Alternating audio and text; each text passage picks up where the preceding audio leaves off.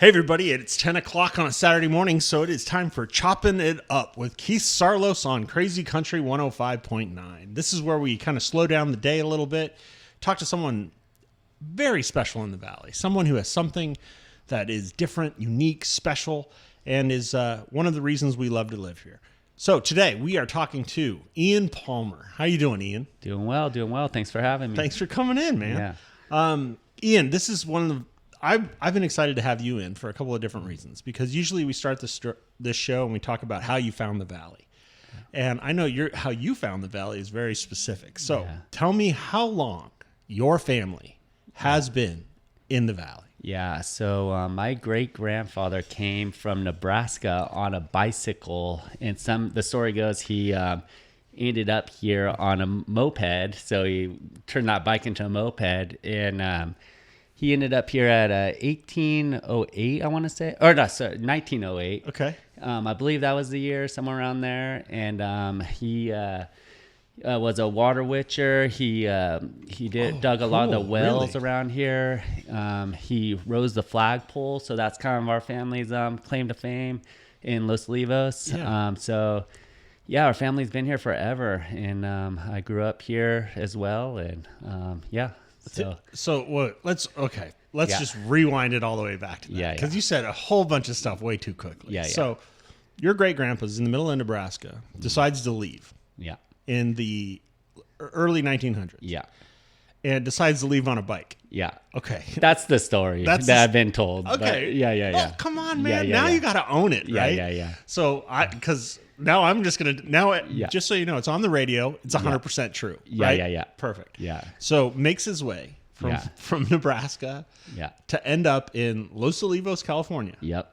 When Los Olivos was dirt road. Yeah. Railway station. And that's kind of about it. Yeah. I mean, when we start talking about Los Olivos just in general with your family, right? Yeah. If you wind the clock back, like our tasting room's right there on Grand Avenue, and our building was built in like 1886. That's our guess. And that's right about the same time as Maddie's and everything. Yeah. And when you go into Maddie's Tavern, if you walk down that hallway kind of by the bathroom, you see all the crazy pictures and like 4-story hotels and all. I mean, it's pretty amazing, right? Yeah. So way back then, I always try to think of like Los Olivos. So the train, and I want to get somebody on that like knows the history of the train. Yeah, in Los my dad Olivos. would be good for that. Yeah, dude, let's get your dad in here. Perfect. Because that train was a narrow gauge railroad, kind of like at Disneyland, right? Yeah. And it went from Los Olivos all the way up to the pier, out onto the pier in Avila Beach. And on Alamo Pintado, by the way, there is the caboose. Did you know that? Yeah, so when you drive down Alamo Pintado, just past, depending which way you're driving, if you're driving from Solvang to Los Olivos, it'll be on your left-hand side, just past the corn maze that's about to be going in, right? There's a caboose it's right there, and it's right there, and it's painted, and you're like, you got to be kidding me, right? That needs to make its way back into Los Olivos. I know. Yeah. We got to get our hands on it. That seems like one of those college pranks where you steal it and then it ends up somewhere. Yeah.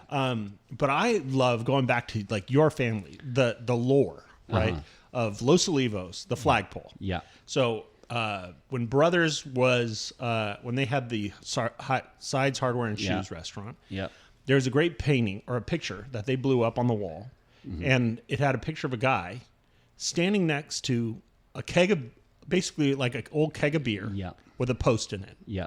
Who was that guy? So that was Harvey Stonebarger, my great-grandfather. Was it really? Yeah. That's insane. Yeah. In my favorite picture, that you can see the flagpole actually going up. It's like at a 45 or something, you know. I think it's like at the down at the Montanero Ranch. I think it's up on the wall there. Yeah. Anyways, it's just a classic pic. But if you think about this, like Los Olivos, right? I bring up the fact that the flagpole in Los Olivos, that kind of very specific body style. Yeah. Right. There's only 5 of them that I know of. There's one, and this is fun, right? Yeah. There's one in Solvang, right here in the park. Yeah. There's one in the Ballard Cemetery. There's one in Los Olivos. There's one in Los Alamos. Yeah. And then there's one in Guadalupe. Okay. So those are the 5 I know of. Yeah. And I look at those things and I think, like, number one, the fact that your grandpa stood up a flagpole in the center of the cross streets of a small town in the early 1900s. Yeah. Right. And there is a keg of beer in the middle of that. Yeah. thing. Yeah. So perfect. Yeah. But to do something over 100 years ago, Yeah. that is still the focal point, or the photograph. Like if you say Los Olivos, the easiest way to describe Los Olivos, flagpole in the center of town. Yeah. So now that everybody's listening to this, and oh, good, we're recording. I was worried about that for a second. The craziest part. Okay, now let's go. So you have some background history in this. Yeah. Your grandpa put up the flagpole. So now I'm going to ask you once and for all. Yeah. When you come up to the flagpole and you need to make a left, do you go around it or do you cut it? You cut it. You cut it. Yeah. Okay. So I've been telling everybody that forever. Yeah. And I know people that have gotten pulled over by new police officers, really? and they're like, "Hey, what are you doing? You're not supposed to do that. It's dangerous and this." And I'm like, "They're like, no, you cut it. You have to cut it." And someone asked me why you have to cut it, and I always go, because when you show up to the flagpole, and if you have a gooseneck trailer or you have a horse trailer, it is impossible to go around it by going the long way. Yeah. So for once and for all, we have now said this is official. Yeah. You cut it. You cut it. You for cut it. sure. And if you watching people, the people not cutting it are out of towners. Yeah, call it. Jeff Seek has called that the Malibu turn. Yeah, yeah. Like if you've come to the valley or you live here or whatever, and you go the long way, you took the Malibu turn. Yeah, got it. Okay, so Los Olivos, your family has been in Los Olivos now for 125 years. Yeah, something like that. So that's unreal. Yeah, so my grandma actually was born, or not born, but she was born in Los Olivos, but she grew up in the town in the house that my dad now owns. Yeah. And she went to Los Olivos school, the old school before it burnt down. She met my grandfather who moved here from Denmark and saw solving, and he's like, "Oh, this feels like home. I'm home." Yeah. So they met and had 7 kids. Okay. So now we've got this big family, all that live here in the Santa Ynez Valley, which is awesome. And that's why I came back, right? Right. Yeah. So that's a better question. Now I'm thinking about this. It's like, who has been here? What families have been here longer than you guys? Yeah, not many, which is interesting. Or contiguously, right? Yeah. Who I'm with, her family has been here actually longer from Ballard, because Ballard was first, right? Yeah. The Ballard store. Yeah. Yep. So, there's not very many families that have been here longer, which, it's cool to say. That's some street cred. It's Come cool. on. Yeah, Okay. because people always throw around like, "Oh, how long have you been here?" It's like, 10 years or, Every single public meeting that you go to, and they're like, "Hey, we're going to, change the color of the light bulbs in town," and everybody gets together to talk about it. Yeah. One of my favorite parts are things that I tell like friends who don't live here.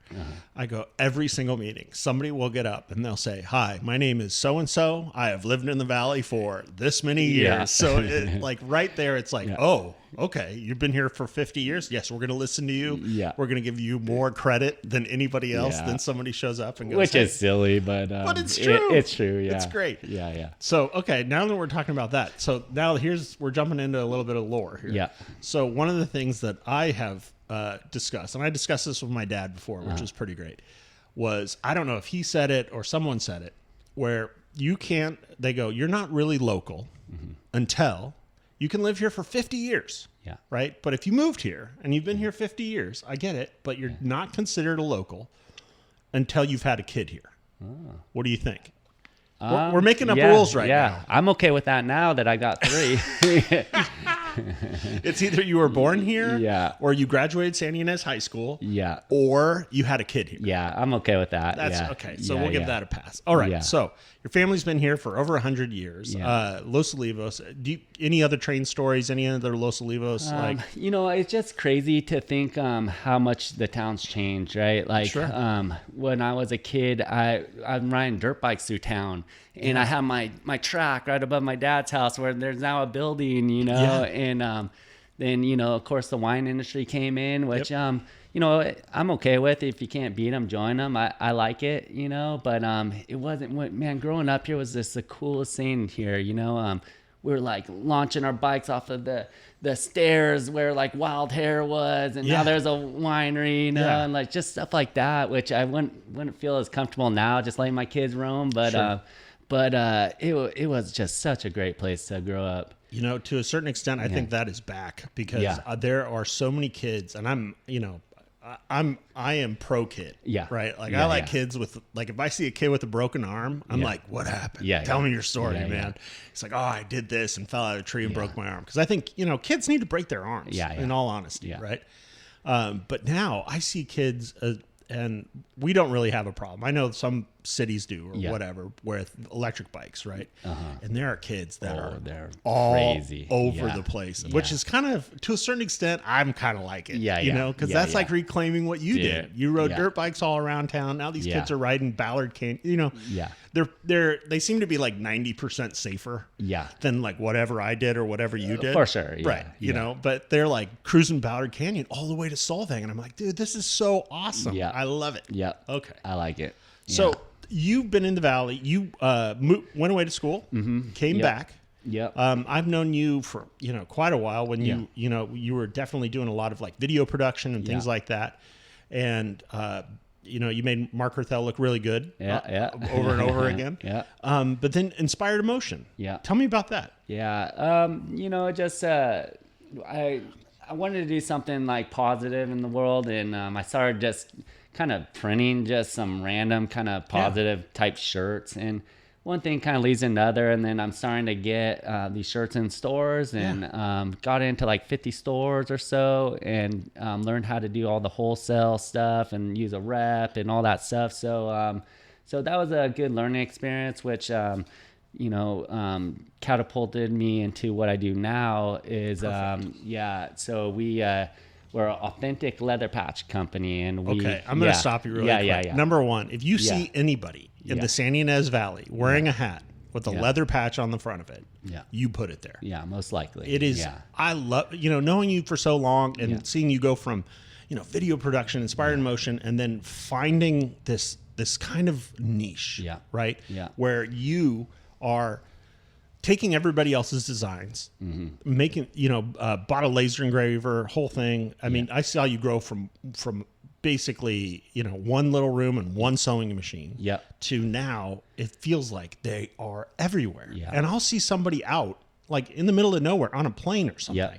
And I'll look and I'm like, oh, that's the inside for sure. So we found this niche where we do custom leather patch hats, and we ship them all over the country. We have companies from, you know, New York to Florida to Texas, everywhere, and we're doing bulk orders mainly and shipping them all over. So like you said, it's fun when you're like in an airport in Colorado or something, and then you're like, oh yeah, that's one of our hats. And a lot of times I'll like buy them a beer or something if I see them, or I gotta like say what's up, and just depending on how do you like that hat, man? Yeah, totally. I saw one we were in Switzerland actually last summer, and I see one of our hats in the airport in Switzerland. I'm like, yes, that's what I'm talking about. That guy paid for your trip. Yeah. Good for that dude. I love it. So what was the moment, like the aha moment, right? Because number one, growing up in the Valley, you know, like we talked about, awesome, great, and everything else. But then it gets to a point where you're like, I need to pay my rent. Let me tell you this, like, so my dad's a heavy equipment operator, so he taught me how to run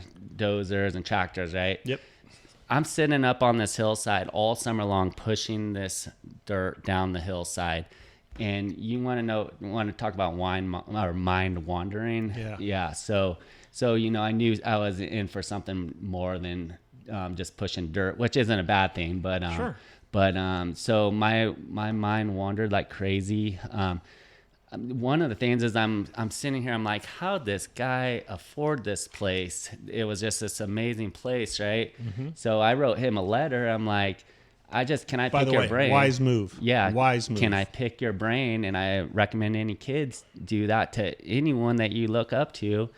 And the next weekend, he goes, pack your stuff. I got on his private jet. We went up to his project up in Tahoe. He showed me, we went there for the day, and he just showed me the project, showed me everything, and talked about his real estate adventure. And so right there, I'm like, okay, there's something, there's a path I could go on. So how do you get there, right? So so after that, going to college and learning about how to be an entrepreneur, and coming back here and starting the video production thing first, right? Which led me into this different path of buying a laser etcher, and now starting this leather patch company, which is 8 years old now. And 8 years. Yeah, 8 years quickly. Yeah. And we ship a crap load of hats everywhere. So So when you went all in, right? I mean, everybody, number one, I think there's a lot of things you can learn from your story. Yeah. Right. Number one, if you want to go somewhere, ask the person who is at the place that you want to go to. Yeah. Right. And then reach out. Yeah. I mean, I've heard so many stories just like that, where someone took a risk, and maybe it's just that one risk, right? And they said, I really like this person. I'm going to reach out to him. I'm going to ask him some questions. Yeah. And 9 times out of 10. Well, they want to. They want to. Yeah. And what a cheat code for life. It is. Yeah. What a cheat code for life. And you said, okay, I'm inspired by this person. Yeah. Hey, show me what you do. They said, hop in. Yeah. Brought you up. You're like blown away. Number one, kind of an ego stroke for that dude. Yeah. Right. But on the other side of it, you're going to a university of information. Right. And you're like, okay, so this is an actual human being doing an actual human thing. You're seeing the risk levels. You're asking questions. You're like, okay, I need to build my own thing. Yeah.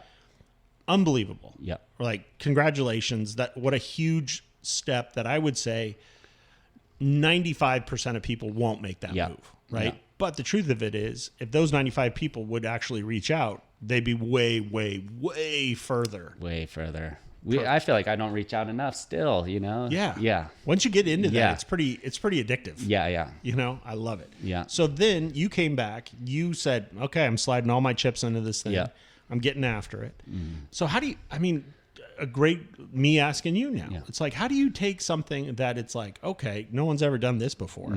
How do you build a business like yours? Yeah. It happened slow and really organically, where I was laser etching anything and everything for people, right? Yeah. Like wine glasses, bottles, and then we started doing the leather, and I'm like, we went to Juan Lara, who has he's like in Los Alamos, but he has a leather shop in town, and he stitched on the first ones, and we're like, whoa, that's a different look with the thick stitching and this thick real leather. Looks real country. Yeah.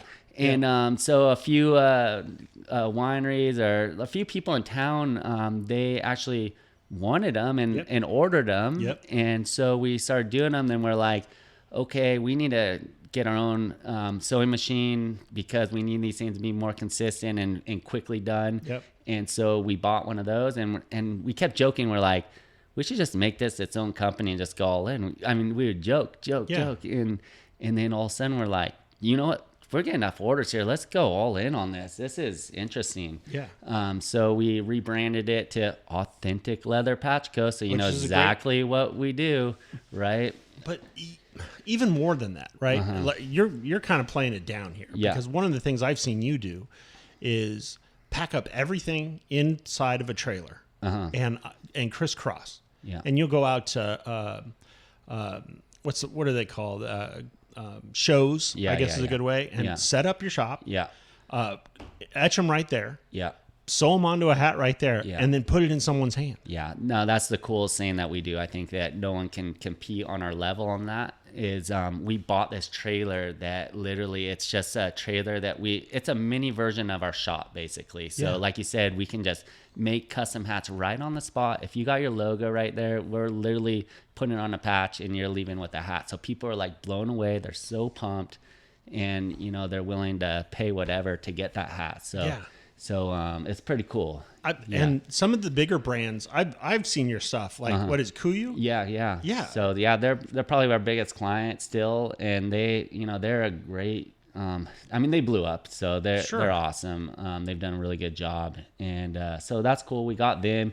That was a big part of our growth, was getting them, and then a lot of the smaller outfitters are like, where'd you Where'd get you the that hat? Yeah. Right? They did the marketing for you. And they did. They put us on their website at first, where it was That's like cool. made in Buellton, California by Authentic Leather Patch Co. on that product. So that was huge. You know, they're not doing that anymore. I wish they would, but that was like, so all these smaller like hunting brands and companies started using us because they knew that we did it for Kuyu and the quality was there. I mean, it's a quality hat and good price. So, but that's something also to talk about. The quality of the product that you guys put out is tier 1. Yeah. Right. It's like I have a ton of your hats. I wear them all the time. And I beat the crap out of hats. So it's like, but I've never ever, not one time ever, had a patch.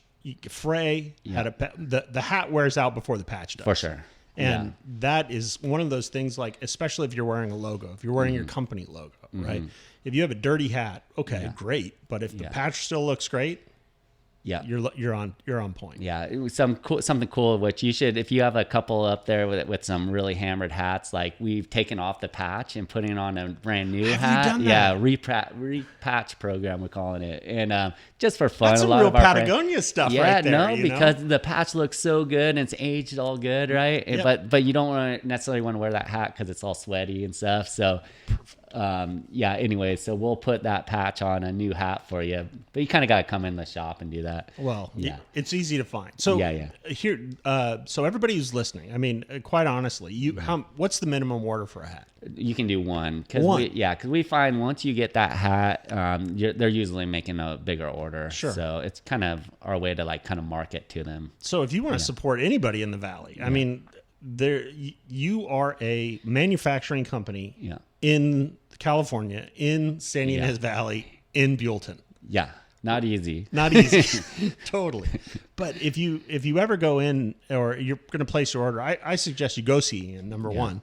And number two, when you walk in there and see what you guys got going on, because now it's like, how many sewing machines do you guys have running? Yeah, there's a good like 8 of them or something, 9 of them, and a bunch all of hand etchers. stitched. Yeah, all hand stitched, which is, and we introduced embroidery, so now we do the embroidery now too. So it's awesome. I mean, it's a one-stop shop that you can get a hat. I mean, just recently I had we were talking about this a little bit this morning, but it's like, I'll come up with a crazy idea on a Tuesday at 2:00, make it, send it to you that day. You go, it'll be ready in 3 days. Yeah. I mean, I know maybe not everybody gets it in 3 days. I appreciate that. But like, we just did one for the water polo team, which was really cool. It was super cool. Yeah. And then, I gave a box of hats to my son. I go, hey man, hand these things out.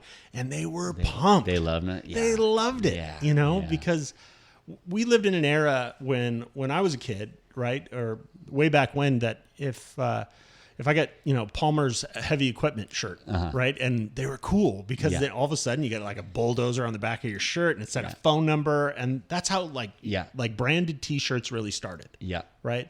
And then it gets into brand name shirts where like surf companies and things like that, they started putting their logo on it and then they would pay people to go do things to enforce the brand. Yeah. And now I think it's so cool that it's kind of all the way come back. Yeah. Total. Yeah. All those surf brands are like out now. They're all gone. Yeah. They're all gone. Yeah. But what's there is Authentic Leather Patch Company, right? It's like to manufacture something that somebody puts on their head that they feel pride in, that has their logo on it, or it's something that they feel connected to. Because I think in this day and age, everybody wants to feel connected to what they're wearing, what they're doing. They want to put on things that they're like, oh yeah, this is a great shirt or a great hat. And it's becoming less and less about the brand and more about the message, the company, the people behind it. Yeah. And your hats are just like right down the middle of that, man. Yeah. Seriously. Like right place, right time, great idea. Yeah. Yeah. You guys have hit it. Yeah. No, I appreciate you too. You're probably you are probably the best client in the town, other than a couple big boys that. Oh, I'm not a big boy. Yeah. Well, I mean, monster companies. Yeah. I'm a mom and pop. Yeah. Man. But like, as far as your size company, you are the best in town. Well, I don't have as I like to say, the minute our business actually needs like an HR pamphlet, we're probably going to burn it to the ground. It's like, nope, we're good. We're good. Perfect size. So tell us more, like what else, what's in the future for you guys? I mean, I love the fact that number one, you came in, you're a homegrown kid, you're a homegrown hero. Yeah. Your family put up the flagpole, born and raised Los Olivos, family, beautiful wife, raised a whole family in the valley you grew up in. Yeah. Right. I mean, you are an American success story, man. Yeah. And I think you're never going to take that. Yeah. But you're the kind of person that a kid who's in high school right now should reach out to. Yeah. And go, hey, so how'd you do this? Yeah. Because they should. And not just me, but like, gosh dang it. We did a little entrepreneur talk, right? Yeah. And it just, geez, there's a few that are super pumped, but man, I think they're turning around there, but they're just, those kids need to like reach out. They need to get fired up about something, right? Well, I think there's so many kids that, especially like, my son's 16 and he was a COVID junior high kid, right? And I think about everything that we went through with COVID and lockdowns and this, and the whole world changes. And we've all kind of moved past that without thinking about it anymore, right? But one of the things that I find to be so invigorating / exciting was, like, my son in particular was like, junior high, and they shoved him behind a computer for 2 years. And he's kind of like, okay, I guess so. I guess this is what I've got to do. And, got through it, didn't really like it. But then as soon as he walked out into the sunshine, right, he's like, I'm never going back in that room. Yeah. And started working out, physically fit, started like, hey, even with my daughter, like she was there in high school.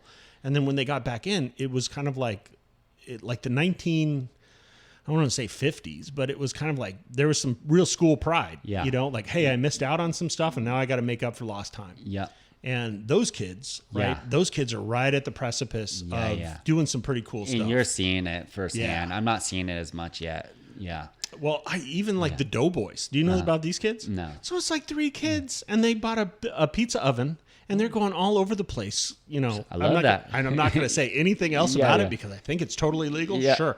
Yeah. But they're setting up shop and then making pizzas and, starting their own jobs. I love that. And I'm like, dude, support these idiots. Yeah. Dang, I could have hired them for my birthday party. Totally. Just did. They're great. They're on Instagram, Doughboys. Okay. And I'm like, that's a great name. I'm 100% in. Like that entrepreneur spirit. Yeah. Which is kind of really what this whole valley is based upon. Yeah. There's no big company. Yeah. There's no factory town. It's everybody's like kind of swinging for the fences on their own and trying to make it. Yeah. And when I drive down Industrial Way where you guys are located and, you see Fig Brewing, you see Firestone Walker Brewing. Yeah. You see all the sign companies, you see the wineries, you see all of these are industrial eats. All of these are really like other than Buellton, there's not a chain restaurant in this whole town. Yeah. And those are the people, every other one, I don't know one person that goes to Starbucks when there's like 7 other great coffee companies in town. Yeah. And it seems like they're popping up all over the place. Everybody's swinging for the fences. And these are like, this is why I have you in here. This is why the whole, point of chopping it up as a show is to like say, there are some really amazing things going on in the Santa Ynez Valley that people should be excited about. For sure. Because it is not an easy place to live. Yeah. It's definitely hard on everyone, Yeah. right? Especially if you've got kids and you're trying to push them through school and feed them and do everything else. But I'm so excited that you're here because it's like such a great success story of like figuring it out, making a move, talking to somebody where you're like, so how'd you get here? Yeah. And then they say, hop in, let me show you. And then taking that and making it happen, man. Do we have enough time? I got something. Yeah, go ahead. Yeah. I was, I don't know why I was thinking about this, but have you ever heard of the guy Jesse Itzler? I've heard the name. So he started one of these coconut water companies, yes, whatever. Okay. He's been pretty successful. His wife started the Skims brand, I think. Oh, geez, yes. One of those things. Yes. Or one, I forget the exact one, but anyways, his saying is a Masagi. Have you heard of this? Okay. So you do one big audacious goal a year, and that defines the year. Okay, right? Keep going. I freaking love this, right? So I heard this, I'm like, okay, I gotta do something, right? So this year, my big audacious goal was to run a marathon. I say it every year, I'm gonna run a marathon. Yeah. So I went and did it, which was awesome. Congratulations, that's amazing. Yeah. But anyways, I'm like, geez, this is so cool. And like for like the kids listening, like make a goal that's like so big that now you can base your year on training for that. And it doesn't even need to be like running or something, but it could be like writing a book. It could be, doing something just big and a goal you might have been setting aside. And I love it. Don't you? Like, isn't that good? Defining your year seems like Defining a really your year, a really interesting way to put that. Yeah. There was I don't know if it's the same guy or similar, but I just heard one dude who was like, every year I pick one thing to go, like one trip that I would never go on. Yeah. I would never go do this. Yeah. But then I'm like, okay, this is going to be a thing. Yeah. And then they fully commit. Yeah. And then decide like whatever it is, and then figure it out as they go along. Yeah. I mean, in a world that I think just between me and you, it's like, I think we're making the turn where like we've all done the digital stuff enough, right? And I read a great quote that says, like, as technology advances, like as it goes up, what technology does is it allows us not to interact with our environment, right? So like Netflix is great, but you don't go to Blockbuster. Yeah. And you don't walk in a store, and you don't go see people, and then you don't go get an ice cream, and then you don't go do like all this. It changes a thing that was an outing into, I'll just stay home and watch it. For sure. Right. Because of technology. Or like movies. Movies is a great example. I'll just wait. Yeah. It'll be out. It'll be out in a couple of weeks. I'll just lay on my couch and watch it. Yeah. Versus the excitement of like calling friends and saying, hey, we're going to go to the movies tonight. Let's go. We're going to go eat dinner over at blah, blah, blah. And then we're going to do this. And then maybe we'll do something after. Yeah. And technology has taken that away from us, right? It's a isolated personal experience. Yeah. But for when we figure out those things, like you're saying, to like make a big year, right? Yeah. Pick a thing, pick an audacious goal, start a business, work for a business that you're like, there's someone I could learn from, or do something as simple as like, wow, I really admire that person, and I'm going to reach out to them, and hopefully I get a response. Yeah. I'm all for turning the tides, and something we just did for celebrating my daughter's 4th birthday and my birthday a little bit is I built this monster water slide on my hillside. So it was like 200-foot slip and slide, like water slide, and no one's on their damn phones. They are all watching their kids have the time of their lives going down this water slide. So that kind of stuff, like that's turning the tide, right? It really is. Yeah, like people freaking loved it. So yeah. Well, Ian, please do me a favor. This is your 2 minutes, right? Yeah. Tell everybody where they can find you. Yeah. On Instagram, Facebook, TikTok, if you use that, whatever. Like, go for it. Like, if you are interested in hats, Leather Patch Company. No. Back it up. Come on. If you're interested. Everybody wants a hat. No. If you need hats for your company or a present or something for someone, leatherpatchcompany.com, their website. Yep. Leather Patch Co. at Leather Patch Co. is our Instagram, TikTok. My personal one is at Inspired Emotion. If you want to see what my kids are doing and I'm doing it. So I got twins, which is fun. And I don't know. You'll see me around town. See me at the Good Seed, maybe. Yeah. Yeah. Great spot. Yeah. So, hey, everybody, this is Keith Saarloos. And the whole point of this show is to highlight amazing individuals in the Valley and beyond. And I think, Ian, you are one of those people, man. Yeah. I mean, if you really think about it, there would be no flagpole in the center of town. One of my favorite things in the world, right? Yeah. I look at that thing 10 times a day, and your grandpa put it there. Yeah. And I am grateful for that. I'm grateful for you. I think what you're doing is amazing. I love your hats. Your products are awesome. You have a great family, and it is inspiring to see someone who has been of the Valley making the Valley better every day, and you certainly do that. Thank you. No problem, man. So, hey, everybody, this has been Keith Saarloos and Chopping It Up with Ian Palmer of Authentic Leather Patch Hat Company. Did I say that one right? Yeah, close enough. Authentic Leather Patch Co. Patch Co. Yeah. There we go. Yeah. See, plug. I love it. Yeah. So, everybody, thank you so much. Hit up Ian online.